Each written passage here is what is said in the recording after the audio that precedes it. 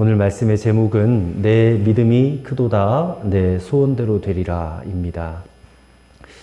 많은 성도들이 좋아하는 찬송가가 있죠. 305장 나 같은 죄인 살리신 주 은혜 놀라와. 우리 그 찬송을 누가 작곡을 하셨냐면 아주 오래전 영국의 존 뉴턴이라는 목사님, 그분이 작곡을 하셨는데, 그분이 남긴 말이 세계적으로 아주 유명한 말이 있습니다. 뭐라고 했냐면, 천국에 가면 나는 세 가지 사실 때문에 놀랄 것이다.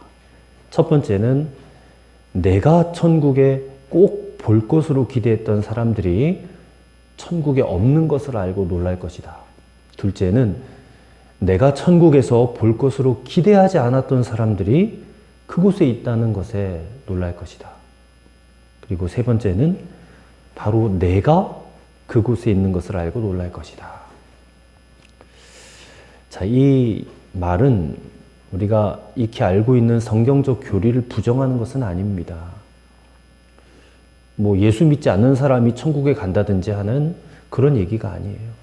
이 말의 진짜 의미는 어떤 사람이 정말 믿는 것 같았는데 사실상 믿지 않았다라는 사실이 천국에서 드러나게 될 것이다. 또 어떤 사람은 예수를 믿고 천국에서 큰 상을 받을 것 같았는데 주님께 책망을 받을 수도 있을 것이다. 그런 말이고요. 또 어떤 사람들은 그렇게 잘 믿는 것 같지 않았는데 천국에서는 주님으로부터 아주 큰 칭찬을 받을 수도 있다. 그런 말이라는 거죠.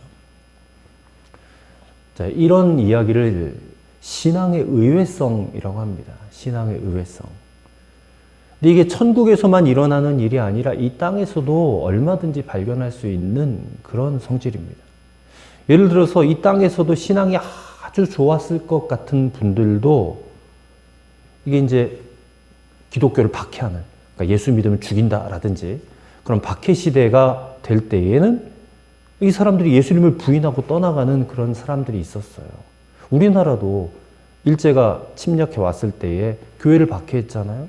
그때 많은 기독교 지도자들이 변절했어요. 신사참배 안 하면 죽인다 그러니까 다 신사참배 한다고 이제 목사님들부터 다 같이.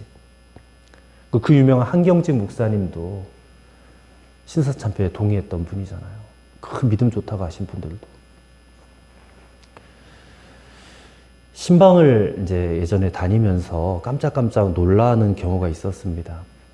때로는 아주 그냥 평범한 성도예요. 교회에서 얼굴조차 잘 보기 힘들었던 그런 성도들이 신방을 할 때가 있는데, 그들을 신방하면서 대화를 나누다 보니까 의외로 굉장히 순전한 믿음을, 아름다운 믿음을 가지고 계시던 그런 경우도 발견하게 되었습니다.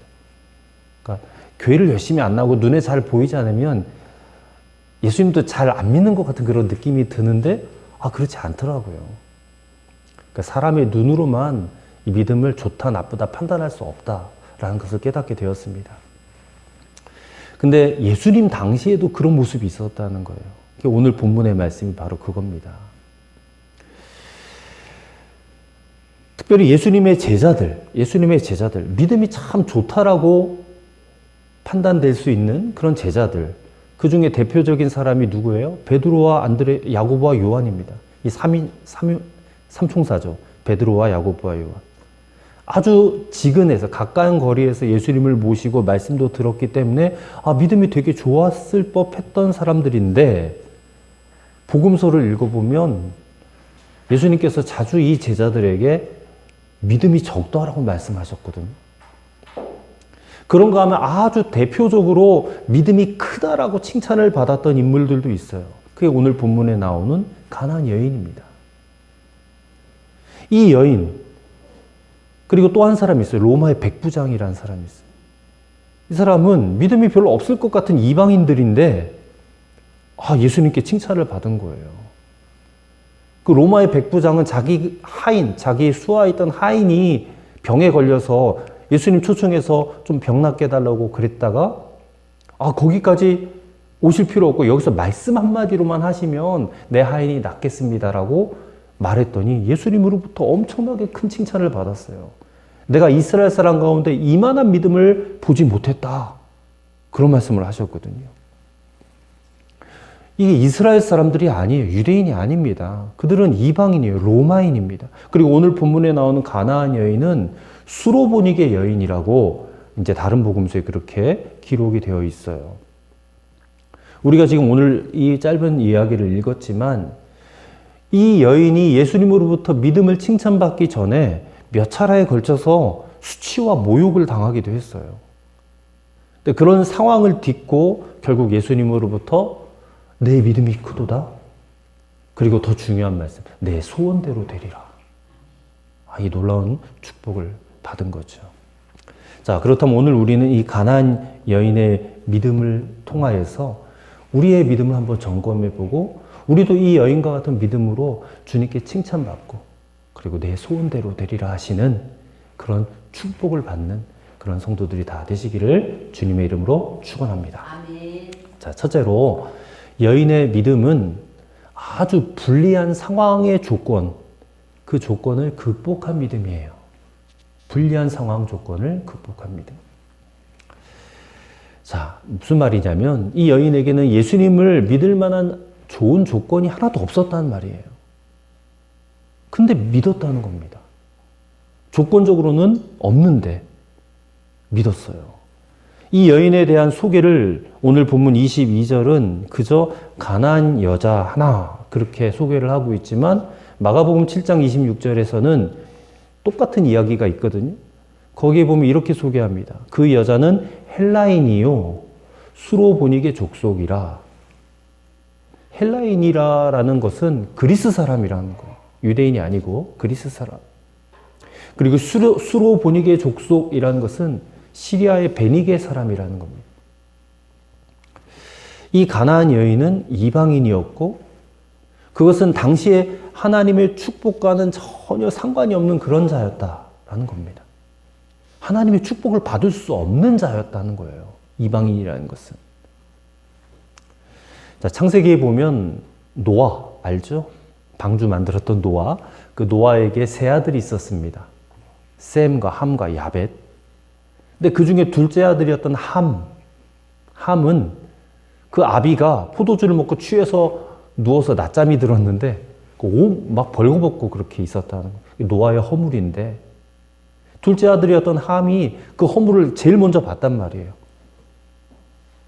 그것을 덮어주지 않고 막 자기 가족들에게 또 자기 집에서 일하는 사람들에게 막 얘기하고 다녔어요. 아버지를 조롱한 거죠. 비웃은 거죠. 근데 하나님께서 그런 함의 행동을 기뻐하지 않았습니다. 그래서 결국에는 노아를 통해서 그 함을 저주합니다. 함의 아들이 가나안입니다. 가나안. 성경을 보면 나와 있어요. 함의 아들인 가나안이 저주를 받아요. 그래서 종의 종이 될 것이다 그랬어요. 그렇기 때문에 이 가나안이라는 이름은 저주의 이름입니다. 두로와 시돈 지방에서 예수님을 찾아온 오늘 이 가나안 여자가 바로 그 저주받았던 가나안의 후손이에요. 그러니까 구약적 관점에서 볼 때에 오늘 예수님을 찾아온 이 여인은 하나님의 축복과는 아무런 상관이 없는 그런 사람이에요. 저주받은 자의 후손이잖아요. 게다가 이 여인에게는 엄청난 문제가 또 하나 있었습니다. 22절을 보셔요. 가나안 여자 하나가 그 지경에서 나와서 소리질러 이르되 주 다윗의 자손이여 나를 불쌍히 여기소서 내 딸이 흉악하게 귀신 들렸나이다. 딸이 하나 있는데 흉악한 귀신에 들렸어요. 보통 심한 게 아니에요. 아주 흉악하게 들었다고 했어요.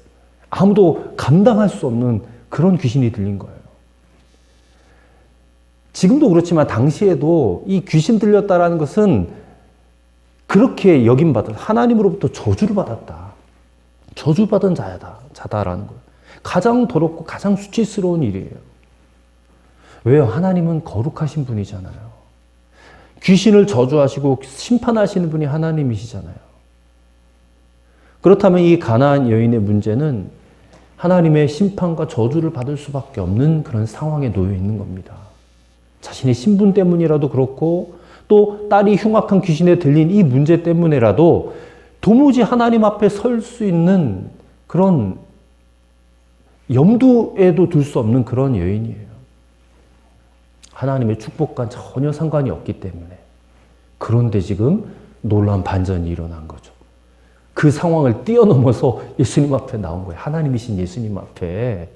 그러면서 주님을 뭐라고 불러요? 주 다윗의 자손이여 그랬어요. 평범한 고백 같지만 아주 놀라운 고백이에요. 아무 입에서나 나올 수 있는 신앙 고백이 아니에요. 주 다윗의 자손. 당시 대부분 유대인들이 예수님의 주되심을, 메시아 되심을 거부하고 있었어요.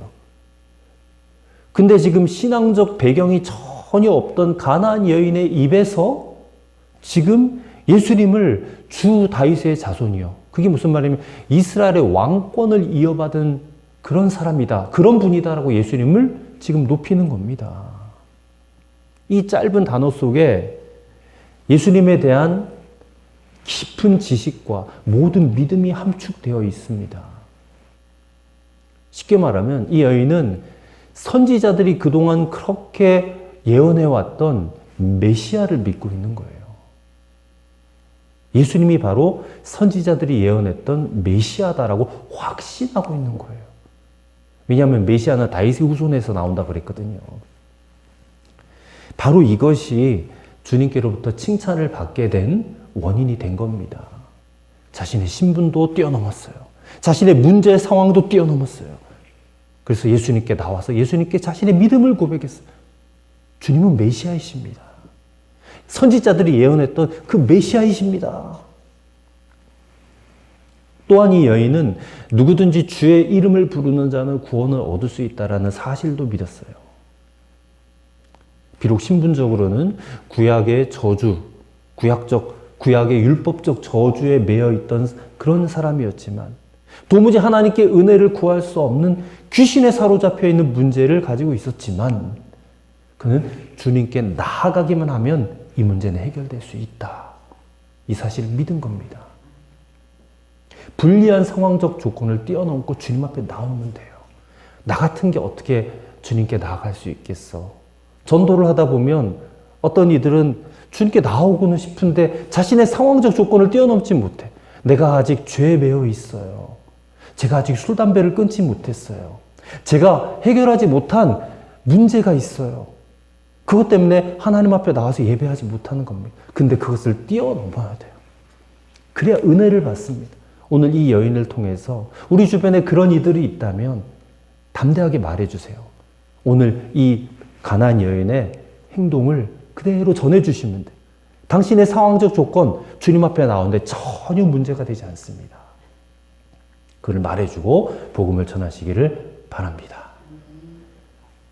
두 번째로 여인의 믿음은 자존심 상하는 상황 속에서도 너그럽게 인내하는 믿음을 가졌다는 거예요. 이 믿음이 대단한 이유가 있다면 인내했다는 겁니다. 자, 22절에 보면 가나안 여자 하나가 그 지경에서 나와서 소리 질러 이르되라고 했는데 여기서 소리 질러라고 할 때 이 말은 원어적으로 보면 까마귀가 쉰 목소리로 끈질기게 울부짖는다 이런 뜻이에요. 까마귀가 막 쉬지 않고 깍깍깍 하면 얼마나 듣기 거북해요, 여러분. 우리가 사는 동네 까마귀가 많지는 않은데 가끔 볼 때가 있어요. 깍깍거리면 기분도 나쁘고 듣기도 싫고 그렇잖아요. 그러니 옆에 있던 제자들이 뭐라 그래요? 제발 좀 글을 좀 보내소서. 주님께 저렇게 나와서 깍깍거리고 있는데 근데 예수님의 반응을 보세요. 23절. 예수는 한 말씀도 대답하지 아니하시니 그랬어요. 제자들이 저 여자 좀 보내소서 했어요. 소리를 지르니까. 근데 우리는 좀 쫓아버려 달라 이렇게 해석을 이렇게 이제 이 말씀을 받아들일 수 있는데 헬라어 원어를 보니까 보내소서라는 것은 저 여자를 좀 구원해 주소서 이런 의미를 갖고 있대요. 그러니까 주님 빨리 좀 해결해 주세요. 저 여자의 문제를 빨리 해결해 주세요. 그냥 좀 보내주세요. 이런 의미인 것 같아요. 근데 제자들이 그 말을 듣고 예수님이 또 뭐라고 대답하시느냐? 24절 보세요. 예수께서 대답하여 이르시되 나는 이스라엘 집에 잃어버린 양 외에는 다른 데로 보내심을 받지 아니하였노라. 이렇게 말씀하세요. 이게 무슨 말씀이신가? 구약적 관점에서 말씀하시는 거예요. 예수님이 지금. 쟤는 이방인이야. 가나안 여인이야. 나랑은 아무 상관없어. 그러니 그렇게 살다가 죽도록 내버려도 나는 저에게 능력 베풀고 싶은 마음이 없어. 이러는 거예요, 주님이. 주님으로부터 이런 말을 들으면 얼마나 야속하겠어요, 여러분. 그 가나안 여인은 모든 상황을 뛰어넘어서 지금 주님 앞에 나왔는데 그런 소리를 들으니까 얼마나 자존심 상하겠어요. 그런데 이 자존심 상하는 상황 속에서 여인이 포기하지 않습니다. 25절 보세요. 여자가 와서 예수께 절하며 그랬어요. 엎드렸어요. 절했어요. 이 역시 원어를 보니까 지속적이고 반복적으로 엎드려 절했다. 계속 절했다. 포기하지 않았다는 거예요. 그래, 자기의 몸으로, 행동으로 보인 겁니다. 근데 여기에 대해서 예수님이 또 뭐라고 대답하시느냐? 26절에서 기가 막혀요. 대답하여 이르시되 자녀의 떡을 취하여 개들에게 던짐이 마땅하지 아니하니라 그랬어요. 처음에 여인을 아예 무시하고 냉대를 하더니 이번에는 이 여인을 개에다가 비유하는 거예요. 개에다가. 이거 완전 멸시하는 거거든요. 유대인이 이방인들을 향해서 개라고 그랬거든요. 그럼 그런 말을 들으면 일반적인 사람 같아서는 뭐 어떻게 하겠어요? 막 욕이라도 한바탕 퍼붓고 그냥 뒤돌아설 수밖에 없죠. 당연한 일 아니겠어요, 그거는? 만약에 여러분들에게 예수님께서 이 개 같은 것들아 그렇게 말을 하면, 죄송한 표현이지만, 그럼 뭐 어떻겠어요? 얼마나 화가 나요? 얼마나 자존심 짓밟히는 그런 이야기입니까? 근데 여인을 보세요. 아랑곳하지 않아요. 한 발짝도 물러서지 않고 계속해서 말해요. 27절. 주여 올소이다마는 개들도 제 주인의 상에서 떨어지는 부스러기를 먹습니다. 그 얘기를 듣고 예수님이 28절. 여자야, 내 믿음이 크도다. 내 소원대로 되리라 하시니 그때로부터 그의 딸이 나으니라 그랬습니다. 응답이 왔잖아요. 근데 응답이 오기까지 3번에 걸쳐서 무관심과 냉대와 거절감과 인격의 모독을 당하였지만 가나안 여인은 끝까지 인내했어요. 참았어요. 자, 이것은 기도 응답에는 반드시 인내함이 필요하다는 것을 우리에게 교훈해 줍니다. 언젠가 연회를 갔었어요. 이제 우리 감리교회는 연회가 있잖아요. 1년에 한 번씩 모이는 회의인데, 목사님들 회의인데, 거기서 어떤 목사님이 설교하시다가 이런 말씀을 하시더랍니다. 당신은 세례를 2번 받았다는 거예요. 어렸을 적에 목사님으로부터 이제 세례를 받았대요. 또 한 번은 목사가 되어서 세례를 받았는데 그 참 기가 막힌 일이 있었대요. 자기 장로 안 시켜줬다고 화가 난 어떤 권사가 물통을 가지고 목사님께 물을 이렇게 확 들이받았다는 거예요. 부었다는 거예요. 근데 그때 목사님이 막 거기에 대해서 화를 내거나 그러지 아니하시고 빙그레 웃으셨대요. 그러면서 이렇게 말했답니다.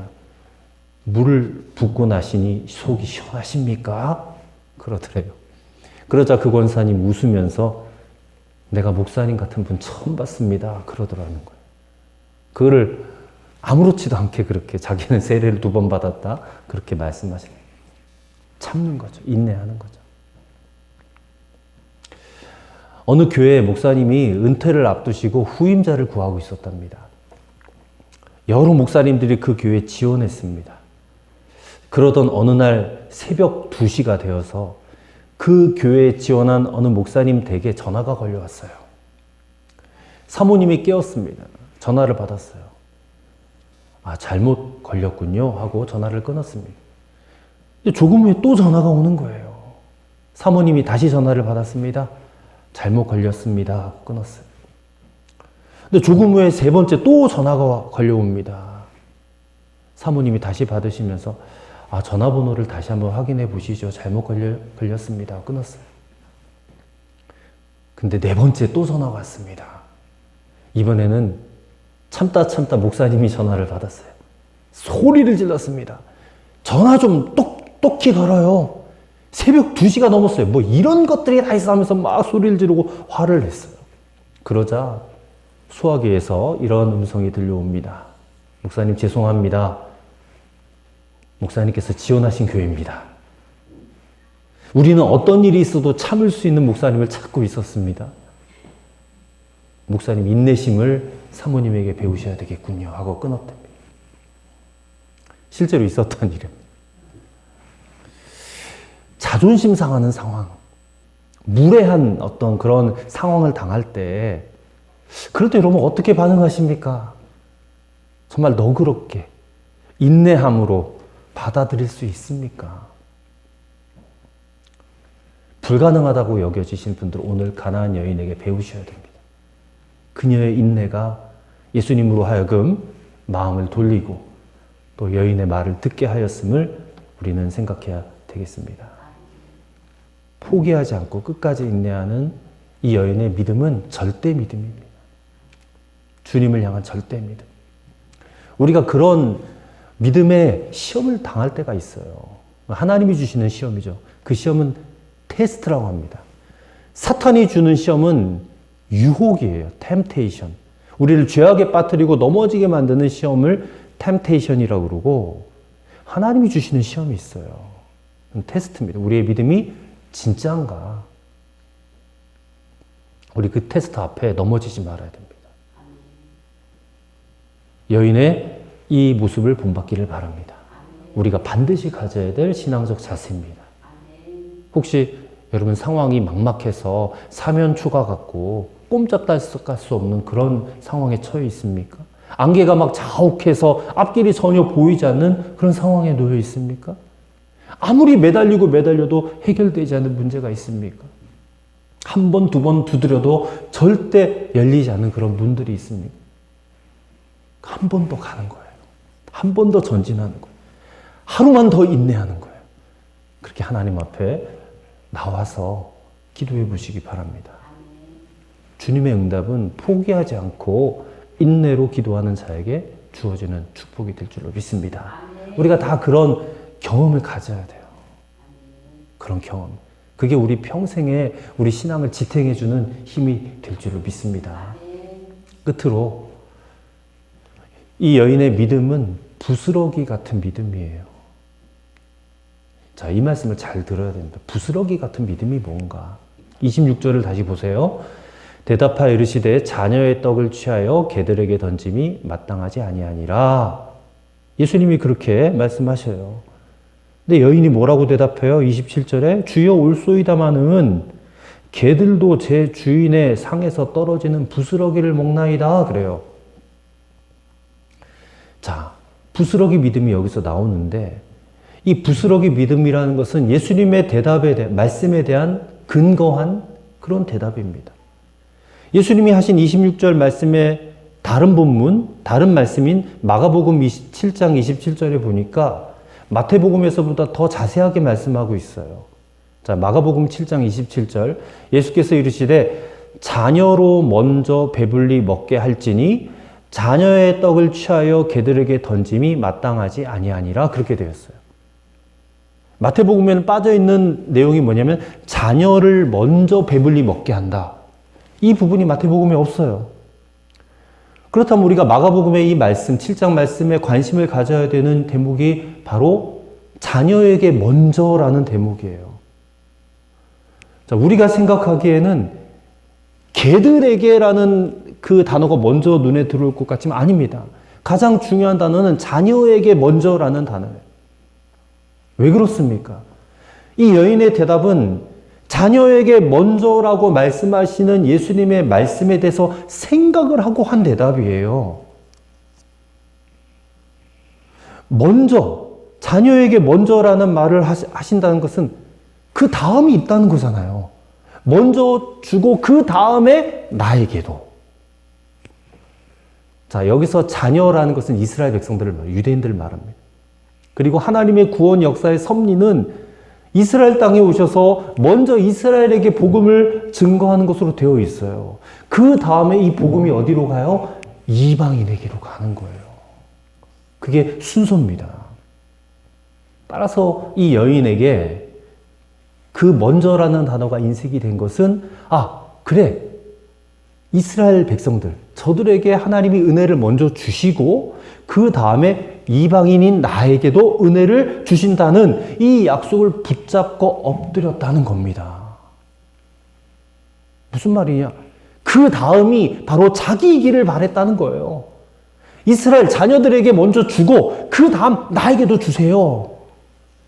때문에 개들에게라도 던져주는 붓서럭이라도 나는 받아 먹겠으니 좋습니다. 그거라도 주세요. 그런 거예요. 대단한 믿음입니다. 대단한 믿음. 우리 같으면 먼저 우리에게 좋은 거 달라고 기도하지 않겠습니까? 근데 그렇게 하잖아요. 먼저 줄 건 그들에게 주세요. 나는 붓서럭이라도 좋습니다. 이게 붓서럭의 믿음이에요. 근데 오늘날 우리는 어때요? 우리는 너무 이기적입니다. 내가 먼저요. 내가 우선입니다. 나 먼저. 오죽하면 성경에 복음서가 있는데 마태복음, 마가복음, 누가복음, 요한복음이 있는데 그거 읽고도 다 나에게만 적용을 시키니까 이게 내가 복음이라고 그러잖아요. 우스갯소리로. 내가 복음. 철저하게 우리가 이기적이고 자기중심적이라는 겁니다. 남들이 어떻든 교회에 어떻든 내가 우선이에요. 나부터 해달라고 난립니다. 하나님의 계획이니 섭리니 예정이니 그런 거 나는 몰라. 그냥 내 문제만 알아서 하나님 좀 해결해 주세요. 우리는 그렇게 이기적으로 기도해요. 근데 오늘 가나안 여인은 그런 믿음이 아닙니다. 주님이 말씀하신 자녀에게 먼저 그것을 인식하고 그래요. 예수님 당신의 그 생각대로 먼저 하세요. 하실 일을 하세요. 그 다음에 나를 좀 생각해 달라는 거예요. 그 다음에 내 딸 좀 생각해 달라는 거예요. 그게 오늘 본문 27절의 본래의 뜻입니다. 부스럭이라도 챙겨 먹고 싶다라는 그런 열심이 아니고 이거는 차례의 문제고 순서의 문제예요. 무엇을 먼저 생각하느냐의 문제예요. 예수님 당신이 생각하고 계신 그것을 먼저 하십시오. 인정합니다. 당연히 그렇게 돼야죠. 하지만 그 다음에 나도 좀 생각해 주세요. 마태복음 6장 30절 이하에 보면 예수님 말씀하십니다. 오늘 있다가 내일 아궁이에 던져지는 들풀도 하나님이 이렇게 입히시거든 하물며 너희 일까보냐 믿음이 작은 자들아. 그러므로 염려하여 이르기를 무엇을 먹을까 무엇을 마실까 무엇을 입을까 하지 말라. 이는 다 이방인들이 구하는 것이라 너희 하늘아버지께서 이 모든 것이 너에게 있어야 할 줄 아시느니라. 그런즉 너희는 먼저 그의 나라와 그의 의를 구하라. 그리하면 이 모든 것을 너희에게 더하시리라. 자, 이방인들은 원래 자기를 위해서 자기의 삶을 먼저 구하는 그런 이들이에요. 근데 이 여인은 이방인임에도 불구하고 자기를 위해서 사는 삶을 먼저 구하지 않았어요. 예수님이 계획하시는 일을 먼저 했어요. 먼저 구했어요. 그걸 우선시했다는 것입니다. 그 다음에 차선의 은혜를 구한 거예요. 여러분, 이게 우리가 본받아야 될 믿음이에요. 우리가 그래야 됩니다. 주님을 위해서 사는 것에 우선순위를 둬야 돼요. 하나님의 나라와 그 의를 먼저 구하셔야 돼요. 그 마음으로 여러분 신앙생활 하셔야 돼요. 우리는 하나님께 뭔가를 얻기 위해서 헌금을 하고 봉사를 하고 헌신을 해요. 그 헌금과 봉사와 헌신이 귀하지 않다는 얘기는 아닙니다. 근데 그 마음의 동기가 더 중요하다는 것입니다. 뭔가 하나님 나에게 좋은 것을 주시었으면 좋겠다라는 그런 마음으로 드리는 헌금, 봉사, 헌신이 되지 말고 아무런 조건 없이 먼저 하나님 나라를 위해서 또 하나님의 의를 먼저 구하는 마음으로 그렇게 행하시기를 바랍니다. 그거를 기쁘시게 받으세요. 개가 먹을 것 주기 아까웠던 그런 이방인 가나안 여인이 어떤 큰 기적이나 대우나 은혜를 바라는 것 아니었고 그녀의 대답처럼 부스럭이라도 좋다고 그랬어요. 자, 그러면 그 여인이 받은 은혜가 부스럭입니까? 부스럭이 아니었어요. 어마어마한 은혜를 체험했어요. 그 시로 그의 딸이 나았다 그랬어요.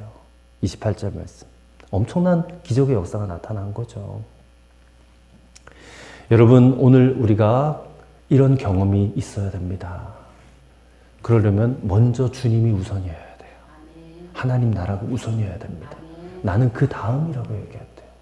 그게 부스러기 믿음입니다. 나는 부스러기라도 좋으니까 주님이 언제나 먼저이십니다라고 고백해요. 그럼 우리에게 부스러기가 주어지는 게 아닙니다. 우리에게 엄청난 축복이 주어지는 거예요. 이런 믿음을 가지시길 바랍니다. 오늘 가나안 여인이 들었던 내 믿음이 크도다. 이 큰 믿음이에요. 주님이 기쁘시게 하는 믿음이에요. 이런 믿음으로 살아보세요. 내 소원대로 되리라. 하나님 말씀하시는 그 말씀대로 우리에게 이루어질 줄로 믿습니다. 기도하겠습니다. 하나님 감사합니다. 이 아침에 다시 한번 우리의 믿음을 돌아봅니다. 얼마나 흔들리기 쉬운 믿음이었는지, 얼마나 연약한 믿음이었는지, 부족한 믿음이었는지 보게 되었습니다. 가나안 여인의 믿음을 본받게 하소서. 불리한 상황적 조건을 극복하고 자존심 상하는 상황 속에서도 너그럽게 인내하였고, 또 자신의 문제보다, 자신의 일보다 주님의 일이 먼저다. 우선순위를 주님께 두고 차선의 은혜, 부스러기 은혜를 구하였던 그런 믿음을 우리에게도 허락하여 주옵소서.